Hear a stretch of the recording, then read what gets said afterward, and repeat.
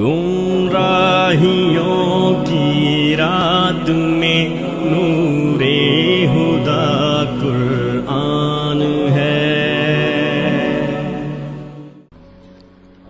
داؤد علیہ السلام بہترین عبادت کرنے والے، بہترین عبادت گزار، آپ صلی اللہ علیہ وسلم کہتے تھے افضل البشر، اس لیے کہ بہترین انسان تھے اور بہترین عابد تھے. وہ دعا کیا کرتے تھے کہ مجھے اپنے گھر والوں سے بھی زیادہ اللہ آپ سے محبت کرنی ہے. یہ ایک ایسی سنت ہے انبیاء کی جو کہ اس وقت زندہ کرنے کی بہت زیادہ ضرورت ہے. ایک مسلمان، ایک مومن، اور آپ اور میں جو یہاں سیکھنے کے لیے آ رہے ہیں، ہر مسلمان سے محبت کیجیے. کسی مسلمان سے دوسرا مسلمان نفرت نہیں کر سکتا. امت کا شرازہ بکھرا ہوا ہے، امت ٹوٹی پھوٹی ہے، امت میں فرقہ بندی ہے، امت میں سیکٹس بن گئے ہیں، امت میں ہر ایک فرقہ دوسرے فرقے کو کافر کہہ رہا ہے. یہ ٹائم ہے اس سنت کو زندہ کرنے کا. آپ کسی سے اس کے گناہ کی وجہ سے نفرت نہ کریں. انسان سے نفرت نہیں کی جاتی. کس سے نفرت کی جاتی ہے؟ گناہ سے نفرت کی جاتی ہے. آپ نے اور میں نے اس امت کے اندر اس سنت کو زندہ کرنا ہے. لوگوں سے جیلس مت ہوں، لوگوں کا برا مت سوچیں، لوگوں کو نیچا کرنے کی کوشش مت کریں، ایک دوسرے کا ہاتھ تھامیں.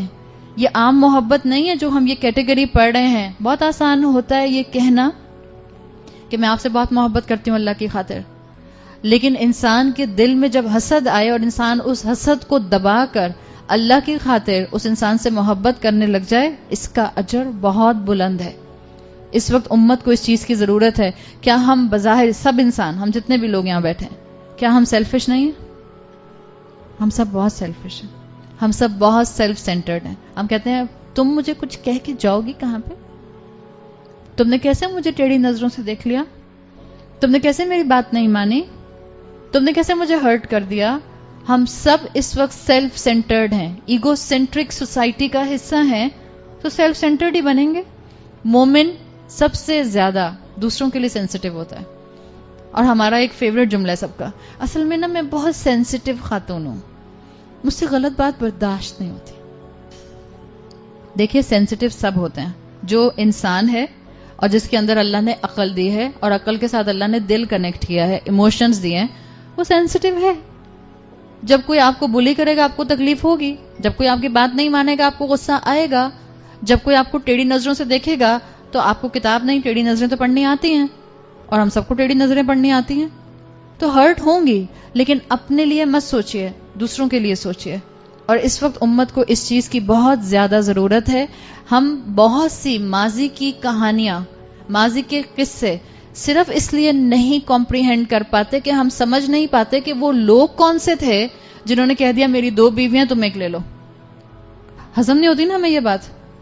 جب اسلامک بردرہڈ ہوا ہے مدینہ میں، اسلامی اخوت ہوئی ہے، اور اس کے اندر لوگوں نے اپنی آدھی آدھی جائیدادیں تقسیم کی ہیں، کاروبار تقسیم کیے ہیں، گھر تقسیم کیے ہیں. اور یہ آپ کے اور میرے جیسے گھر تھوڑی ہوتے تھے، 4 بیڈ روم کا گھر، 6 بیڈ روم کا گھر، 5 بیڈ روم کا گھر.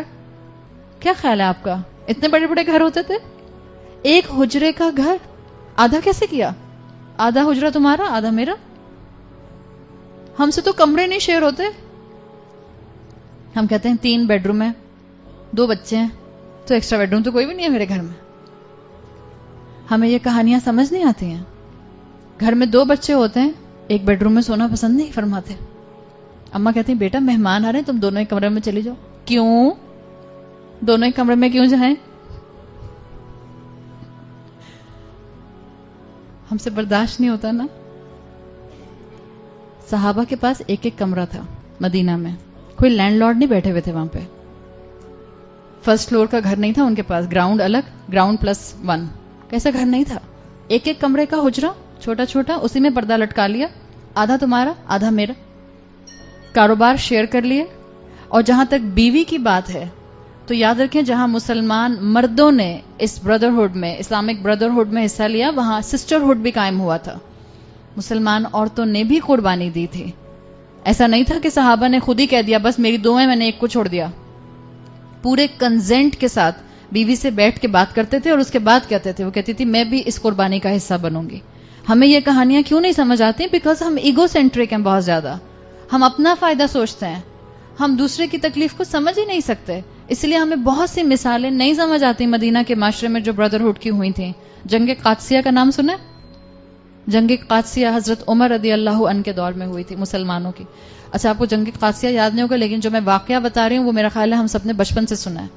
جنگ قادسیہ کے موقع پر 3 زخمی تھے اور 3 زخمی شدید زخمی تھے. ایک شخص آیا، اس کے ہاتھ میں پانی تھا، اس نے دیکھا کہ ایک شخص بہت زخمی ہے اور ایک شخص بول رہا ہے پانی پانی. یاد آ گیا؟ وہ جب پانی لے کر اس کے پاس پہنچا، اس زخمی شخص کے پاس، کہ اس کو پلانے والا تھا کہ دور سے آواز آئی پانی پانی.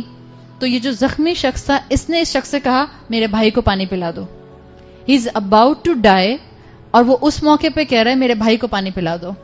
یہ پانی پلانے والا شخص اس کو چھوڑ کر اس کے پاس بھاگتا ہے دوسرے زخمی کے پاس اور جو کہہ رہا ہے پانی پانی. جب وہ دوسرے کے پاس پہنچتا ہے تو ابھی اس کی گردن اٹھا کر اس کو پانی پلانا ہی چاہتا ہے کہ تیسرے کی آواز آتی ہے پانی پانی. یہ زخمی شخص کہتا ہے میرے بھائی کی ضرورت پہلے پوری کرو. یہ اس کو چھوڑ کے تیسرے کے پاس جب تک پہنچتا ہے تیسرا انتقال کر جاتا ہے. دوسرے کے پاس آتا ہے اس کا انتقال ہو چکا ہوتا ہے. پہلے کے پاس آتا ہے اس کا انتقال ہو چکا ہوتا ہے. وی کین ناٹ کمپریہینڈ دس. زندگی موت کا سوال ہو اور پانی کے ساتھ آپ کی زندگی اور موت جڑی ہوئی ہو، ہم چھوڑیں گے پانی؟ ہم تو سامنے کے والے کے منہ سے پانی کھینچ کے پی جائیں. ہمارا تو یہ حال ہے. ہم بچے بیٹھے نا یہاں سب، کیا حال ہے؟ اگر اماں ابا ایک بہن کو یا ایک بھائی کو کوئی تحفہ لا کے دیتے ہیں، ایک ادھم مچ جاتا ہے گھر میں، مجھ سے تو کوئی محبت ہی نہیں کرتا، میرا تو کوئی خیال ہی نہیں کرتا، یہی آپ کا فیوریٹ ہے، اسی کو کھلاتے رہتے ہیں، اسی کو پلاتے رہتے ہیں، ریسٹورنٹ بھی اس کی مرضی کے جاتے ہیں، میری تو کوئی مرضی ہی نہیں ہوتی. ایک انسان موت کے وقت میں جس کا اس وقت ڈپینڈنسی پانی پر ہے کہ اس کا سروائیول ہو جائے گا، وہ پانی چھوڑ دیتا ہے اپنے مسلمان بھائی کے لیے. کین یو امیجن عام حالات میں وہ کتنی قربانی دیتا ہوگا؟ یہ حقیقت ہے، یہ سچے واقعات ہیں. ان سنتوں کو زندہ کیجیے. سننا آسان ہوتا ہے، انفارمیشن گیدر کرنا آسان ہوتا ہے، بہت سی نالج لے لینا آسان ہوتا ہے. پریکٹیکل لائف میں تبدیلی لے کر آئیے. اور مجھے پوری امید ہے الحمدللہ، میں بہت اللہ کی ذات سے پر امید ہوں کہ آپ سب اپنے اپنے گھروں کے اندر ایک تبدیلی کا چراغ بنیں گے. سب بنیں گے انشاءاللہ. اس امت کو کھڑا کرنے میں آپ سب اپنا اپنا حصہ ڈالیں گے. اصل میں اللہ تعالیٰ نے مجھے اور آپ کو ان چیزوں سے یہی بات سکھانے کی کوشش کی ہے. اپنی پرسنالٹی میں اس محبت کو آرٹیکولیٹ کیجئے، اپنی پرسنالٹی میں اس محبت کو ریفلیکٹ کیجئے. یہ جہاں تک چوتھی کیٹیگری ختم ہوتی ہے، اس چوتھی کیٹیگری تک آپ کو ان تمام صفات میں ایک فارمیٹ نظر آتا ہے. 4th کیٹیگری تک علماء کہتے ہیں کہ اس میں آپ کو ایسنس ملتا ہے اللہ کی محبت اور اللہ کے خوف کا with a group of people. یعنی آپ انصاف کرتے ہیں کچھ لوگوں کے ساتھ، ماں باپ کے ساتھ، اللہ کے ساتھ، معاشرے کے ساتھ، ماحول کے ساتھ، جانوروں کے ساتھ. اسی طرح آپ نے دیکھا تھا وہ نوجوان جو عبادت کرتا ہے نوجوان، تو اس کے دوست بھی اس کے لائک مائنڈڈ ہوتے ہیں، تو ایک گروپ آ گیا. تیسری ہم نے صفت دیکھی تھی کہ جس کا دل مسجد میں اٹکا رہتا ہے، یعنی اللہ کا خوف اور اللہ کی محبت with certain group of people manifest ہوتی ہے. چوتھی آپ نے کوالٹی دیکھی کہ اللہ کی خاطر کسی دوسرے انسان سے آپ محبت کرتے ہیں اور یہ آپ کا گروپ بڑھتا جاتا ہے.